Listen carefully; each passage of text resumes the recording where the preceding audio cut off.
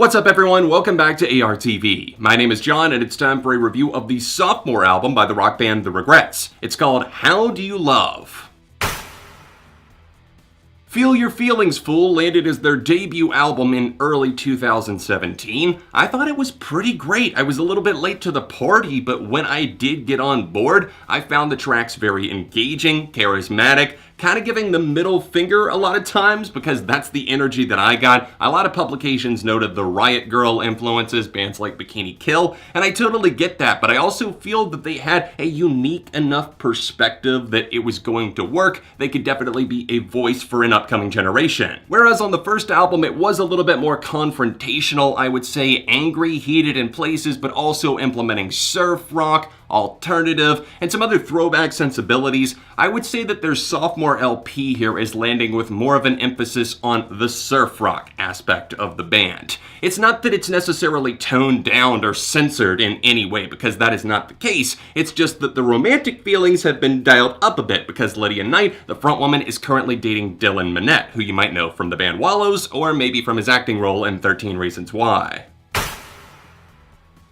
To expand on what I was saying, I do think that this album chases down some more of the surf rock elements that we heard on the first album. It really doesn't necessarily entirely strip away the harder leaning elements or the more tenacious songs like Hey Now, or I Don't Like You, or even some of the faster paced quick songs, because that is still present here. I just think that there's more of a groove, more of an atmosphere and a flow, and obviously the lyrical content and the subject matter has something to do with that, but also there was a lineup shift in the band. I do think that the drumming and the bass work is still solid on this album, but it's worth noting that there was a personnel change and a lot of members have just been in and out of the THREARESS, so I hope that they've got a solidified lineup now.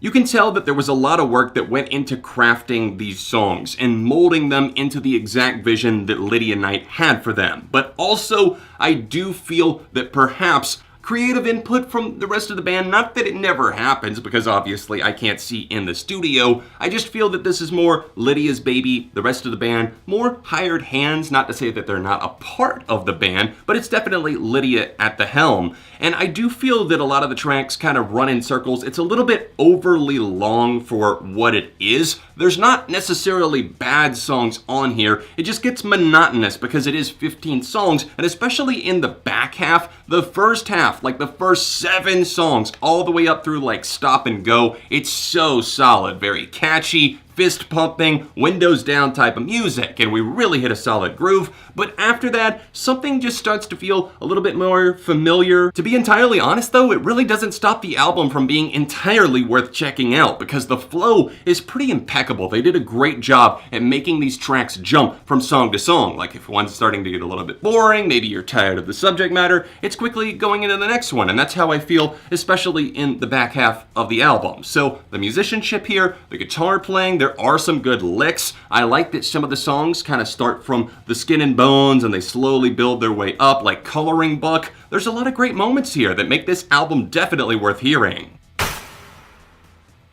Hey now, why don't we start with Coloring Book, since I just mentioned that one by name. It's one of my favorite songs on the entire LP, definitely in the top 3 best songs here. I do like that this one feels like the 60s. It reminds me of the music that I grew up listening to because my parents were in love with it, but it also is updated, obviously lyrically, for modern times, if that much wasn't apparent on their first record. But Coloring Book has a great evolution to it, and that second half is just ecstasy to the ears. It's everything that I would want to hear from the THREARESS. It does pack a punch in some ways, but it's also kind of friendly, if that makes sense. Even though I didn't hear them as singles before the album, the 2 singles California Friends and I Dare You are both fantastic. I Dare You in particular is just something that won me over instantly. The guitars are really crisp, the vocals are infectious as hell, the melody on this song feels timeless, and I love to hear a song like this. It's probably one of my favorite tracks that I've heard all year, and both of those do come back to back to pretty much open up the album. I even like the poetry that's used on Are You in Love that's read as the quick little 50-second intro. It works because obviously Are You you in love? Right now, for Lydia, the answer is yes. Pumpkin is a pretty sweet little track. Apparently it was released on Valentine's Day 2019, and I can totally see why. It's a little bit silly, but I think it's intentionally done that way. I also really dig Go Love You. It's got a bit of a cheerleader chant going on to it to open up the song. The drums on this are pretty peppy, putting a little bit of step in the pep, and I said that totally backwards. Pep rally, I'm thinking cheerleader, sorry. Even though as the album goes on, there's more and more tracks that do feel skippable, ones that fall into bland territory like More Than a Month,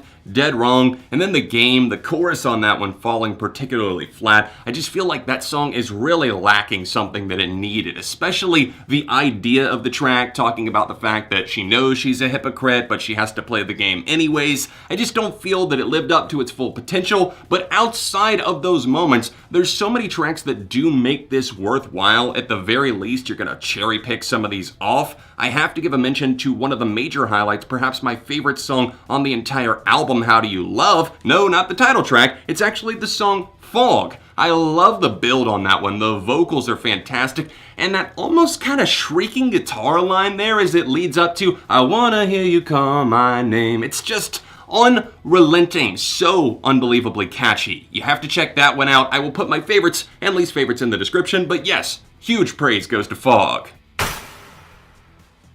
There's a link to stream this album in the description down below. I highly encourage you to go show the Regrets some love. I had no idea that they had such a passionate fan base. It seems like they're gaining a lot of attention, and good for them. I just hope on album 3 that maybe they can make it a little bit more concise if there's not going to be more fresh ideas presented as the album goes on, especially in its second half. I think that's the major woe with this album, but still, even when it's not being that fresh, I'm not having a bad time or the worst time ever. I'm going to give the Regrets' sophomore album, How Do You Love, a 3.5 out of 5. Fire away with your thoughts in the comments section down below. Make sure you subscribe with notifications on for the love of music, because we talk about it every single week on both of my channels. Head up my second channel, Beyond ARTV, and subscribe there if you haven't already. And other than that, if you want to donate on Patreon, top link down below, and I will see you soon for more right here on ARTV.